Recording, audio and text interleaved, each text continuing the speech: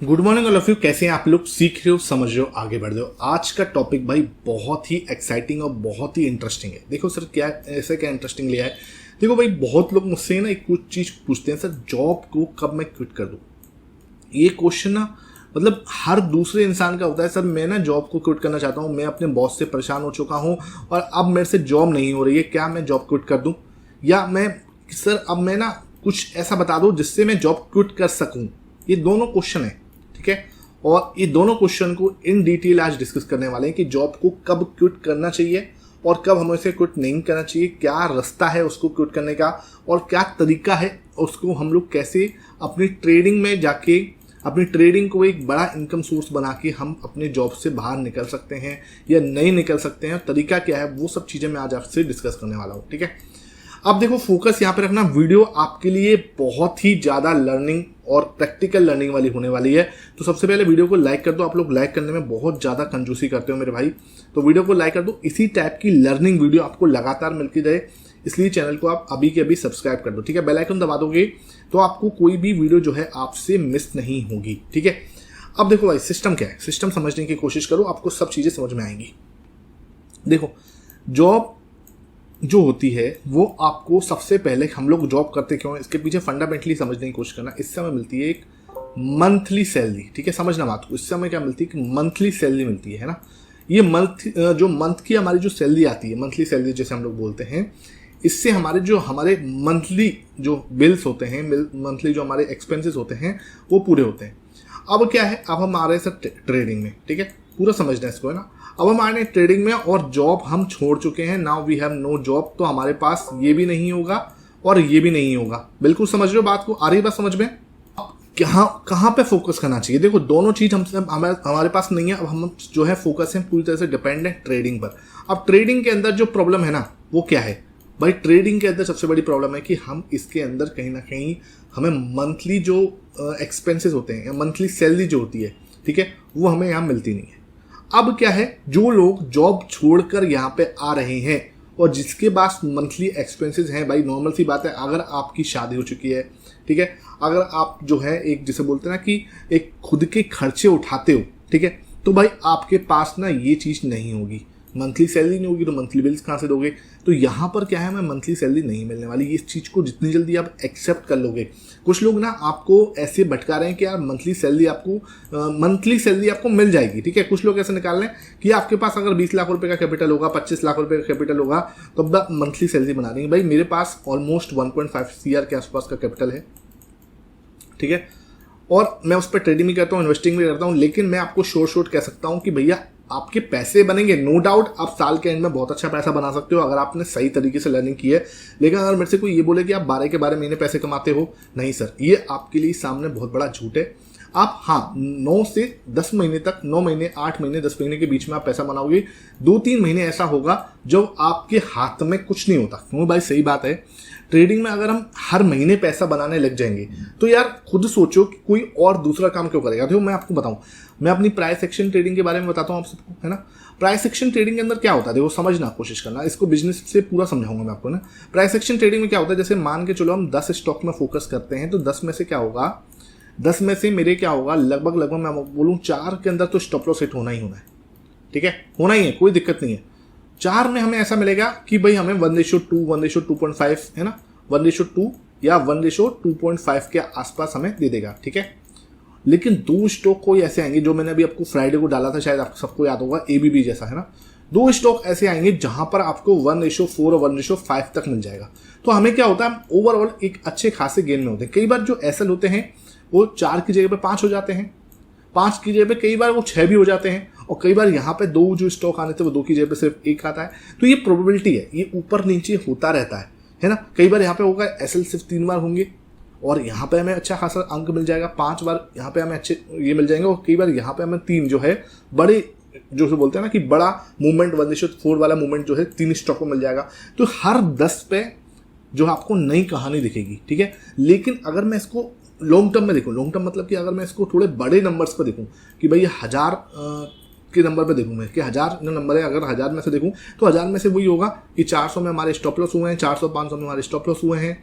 फिर हम क्या होंगे 400 के आसपास हमारे जो वही होंगे जहाँ पे हमें 1:2 के आसपास कुछ मिला है, और 200 ऐसे होंगे जहाँ पे क्या है एक बड़ा मूवमेंट हुआ है। तो आप जब बड़े नंबर को देखते हो तो प्रोबेबिलिटी आपको ज़्यादा आपके जैसे बोलते हैं ना कि आपके पासे में आती हुई दिखती है। ये चीज़ें देखो प्रैक्टिकल चीज़ें, लेकिन कुछ समझाने में आपको इसलिए समझाने में कोई वर्थ इट नहीं लगती, क्योंकि आप लोग जो है ना, आप लोगों को सिर्फ ये लगता है कि स्ट्रेटजी से पैसा बन जाएगा कैसे भी करके। भाई ये बता दे बाई कहाँ करना है और सेल कहाँ करना है, इस चीज़ पर हर लोग ना, हर बंदा इस चीज़ पर फोकस कर रहा है। सर जब भी मैं तो मेरे व्यूज़ क्यों इतने कम है, क्योंकि मैं कभी आपको बाई से रिकमेंडेशन देता नहीं हूँ, और आपको चाहिए कि बस इतना बता दो बाई कहाँ करना है, सेल कहाँ करना है, बाकी हमें कोई मतलब नहीं है। मैं आपको चीज़ जो है ना वो सही बताता हूँ कि प्राइस एक्शन क्या है, उसको कैसे यूज करना है, कैसे उसको प्रैक्टिस करनी है, कैसे उसको मास्टर करना है, स्टेप बाय स्टेप हर चीज़। भाई सिस्टम कैसे बनाते हैं, सिस्टम को प्रैक्टिस कैसे करते हैं, सिस्टम को बैक टेस्ट कैसे करते हैं, हर एक चीज़ जो है मैं आपको इन डेप्थ बताता हूँ। लेकिन आपको सिर्फ इससे मतलब है, इससे ये जो चीज़ है ना कि सर हमें तो बस इतना समझा दो कि भाई ये बाई कहाँ करना है और सेल कहाँ करना है, अगर इतनी सी चीज़ समझा दोगे मेरा काम हो जाएगा। भाई आज के बाद इस चीज़ को छोड़ दो। ये जॉब वाला माइंडसेट है ना, इसको आपको रखना है। जॉब भाई करनी है तो ये तो हमें रखना ही पड़ेगा। तो जो लोग सोच रहे हैं कि भाई जॉब क्विट कर दूंगा और वहाँ से ट्रेडिंग से मंथली इनकम आना स्टार्ट हो जाएगी, तो सबसे बड़ा मिथ है ये, इसको यहाँ से अपने दिमाग से निकाल देना। मैंने आपको एक तरीका पहले भी बताया था, एक तरीका मैं दोबारा बता रहा हूँ आपको। देखो आपको सिंपली इतना समझ के चलना, जिस दिन आपके पास जॉब जो है छोड़ने की सोचो, उस समय पे आपके पास कम से कम इतना होना चाहिए जो आपके एनुअली एक्सपेंसेस है, ठीक है, जितने भी आपके एनुअली एक्सपेंसेस, सर आपके पास जितने भी एनुअल आपके खर्चे हैं, ठीक है, एनुअल खर्चा कितना है आपका, सपोज करो आपका सर एनुअल खर्चा है 10 लाख रुपए, ठीक है। हम जैसे मिडिल क्लास जो लोग हैं उनका 10 लाख रुपए जो है अपना ऑलमोस्ट मेरा जितना है, मैं 10 लाख के आसपास +-2 मान लो, इसमें कोई मेडिकल जो इमरजेंसी आ जाए मान के चलो तो इसके लिए रखना पड़ता है, +2 लाख जो है आपका ये मेडिकल इमरजेंसी के लिए मान के चलो 10 लाख रुपए हमारा जो है आपका खर्चा जो है ऊपर होता है, ठीक है। तो मैं आपको बोलूँ 10 लाख +2 लाख फॉर मेडिकल जो आपके एक्सपेंसेस होते हैं उतना, ठीक है। इसका 2 टाइम्स हमें करना है। सर 2 टाइम्स क्यों, मैं आपको बताता हूँ। मतलब 12 लाख रुपए हैं, 12 × 2 24 लाख रुपीस आपके पास होने चाहिए, ठीक है। अगर आप मिडिल क्लास से बिलोंग करते हो, आपकी लाइफ स्टाइल ऐसी है कि हाँ भाई बहुत ही नॉर्मल लाइफ स्टाइल है, ऐसे नहीं कह रहा कि बहुत ही लेविश लाइफ स्टाइल कर रहे हो तो भैया ये आंकड़ा बहुत ही अलग हो जाएगा। लेकिन जो बहुत ही नॉर्मल लाइफ स्टाइल में रहते हैं और Tier 2 Tier 3 सिटी में रहते हैं, भाई मेट्रो सिटीज़ में रहते हैं, तो थोड़ा एक्सपेंसेस ज़्यादा हो जाता है। इसको आप थोड़ा सा 5-6 लाख रुपए और बढ़ा लेना, क्योंकि भाई आप भी पता है कि भाई मेट्रो सिटीज़ में जो है एक्सपेंसेस थोड़े ज़्यादा हो जाते हैं ना। तो यहाँ पे 24 लाख रुपीस में से आपको क्या करना है, 12 लाख रुपए को सीधा FD करा के रख देना है सिंपली। भाई ये FD ना आपको वो जो शांति देगी ना, उस पर आप कुछ मतलब उसका वो रिटर्न जो है ना, ये 12 लाख पर तुम जो रिटर्न बनाते हैं ना उससे ज़्यादा ये आपको शांति दे देगी, ठीक है। भाई देखो मेंटल पीस भी जरूरी है, अगर मेंटल पीस नहीं होगा तो आप कभी रिटर्न बना ही नहीं पाओगे। ये चीज़ ना आपको अभी आप बोलोगे सर 24 लाख है तो ये 24 के 24 में अपने ट्रेडिंग अकाउंट में डाल देता हूँ, ठीक है, और मैं ट्रेडिंग अकाउंट से 24 लाख से ही मैं ट्रेडिंग करूंगा। ये भाई सबसे बड़ी गलती करोगे, ये सबसे बड़ी गलती करोगे, आपको बता रहा हूं। आज के 2 से 3 साल जब निकल जाएंगे और जब आप एक भारी मुसीबत में आके खड़े हो जाओगे, तब आप बोलोगे कि हाँ भाई आपको किसी ने ये बात बताई थी कि भाई 12 लाख रुपए जाके FD करा दो। उससे क्या होगा, आपका एक मेंटल पीस बना रहेगा कि भाई कल को क्या, ये मैं जब बताऊंगा जब आपको जॉब छोड़नी है, बिल्कुल आपने डिसाइड कर लिया है कि भाई अब मुझे जॉब करनी ही नहीं है, और तब की बात बता रहा हूँ, ठीक है। अब भाई सिंपल है, आपके पास 12 लाख रुपए आपके FD में पड़े हैं। इसका मतलब ये है कि आपके पास आपके 1 साल के आसपास का एक्सपेंसेस जो है वो पड़ा हुआ है आपके पास आपके बैंक अकाउंट में, ठीक है। और उसमें कुछ खतरा नहीं है, वो धीरे धीरे ग्रो होगा, उसमें कोई हमें उस पर ग्रोथ लेनी ही नहीं है, हमें बस वो अपनी सेफ्टी के लिए रखना है, हमारे इमरजेंसी फंड की तरह है वो, ठीक है। और 12 लाख रुपए आप डाल दो अपने ट्रेडिंग अकाउंट में, और जो भी आपने प्रैक्टिस किया है, क्योंकि भाई अब जब आप जॉब छोड़ने की सोच रहे हो तो कुछ तो प्रैक्टिस तुमने करी होगी। ऐसा तो नहीं है कि हाँ भाई तुम किसी के बाइक से पे छोड़ दो तो भाई मतलब सही बता रहा हूँ वो सबसे बड़ी गलती जिंदगी में करोगे। खुद के भरोसे पर ही कोई काम करना, इस फाइनेंशियल वर्ल्ड में आपको धोखे देने वाले बहुत बैठे हैं, ठीक है। तो भाई ये चीज़ ध्यान रख लेना, यहाँ पर ये डिसाइड कर लेना कि हाँ सर मुझे कितने पे करना है, मुझे जब जॉब छोड़नी है मेरे पास इतने पैसे होने चाहिए। और उसके बाद ना ये चीज़ बिल्कुल डिसाइड होनी चाहिए कि सर ये 12 लाख रुपए से जो मैं ट्रेडिंग करने वाला हूँ वो मैं करने वाला क्या हूँ, प्राइस एक्शन पे काम करने वाला हूँ। तो प्राइस एक्शन पे क्या आपने प्रैक्टिस की है, एटलीस्ट कुछ नहीं तो 4 से 5 महीने तो की है, ठीक है। मैं नहीं कह रहा साल भर की है भाई, 4 से 5 महीने तो टाइम दिया है, डेली आपने 1 से 2 घंटा ठीक है। अगर आपने 1 से 2 घंटा भी दिया है, 4 से 5 महीने भी दिए हैं, टाइम आपने स्पेंड किया है प्राइस के साथ, चार्ट पैटर्न्स के साथ, ठीक है, डेफिनेटली आपके अंदर वो विश्वास होगा।